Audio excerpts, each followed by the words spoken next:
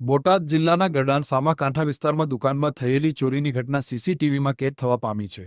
દુકાનમાંથી કેબલની ચોરી થવા પામી હતી. ગડા સામકાંઠે આવેલી રાધેકૃષ્ણ દુકાનમાં વહેલી સવારમાં અજાણ્યા શખ્સ ઘૂસીને કેબલ વાયરની ચોરી કરી હોવાની ઘટના કેદ થઈ હતી. જેમાં 110 મીટર કેબલ વાયર આશરે 21,000ના ચોરી જતા હોય તે સામે આવતા પોલીસને સીસીટીવી આપતા પોલીસે તપાસ હાથ ધરી છે.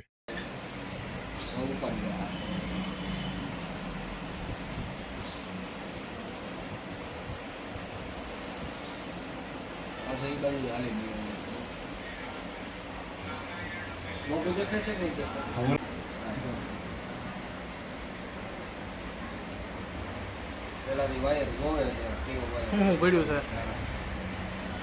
થોડીક વાર વાયર ચોરી કરવા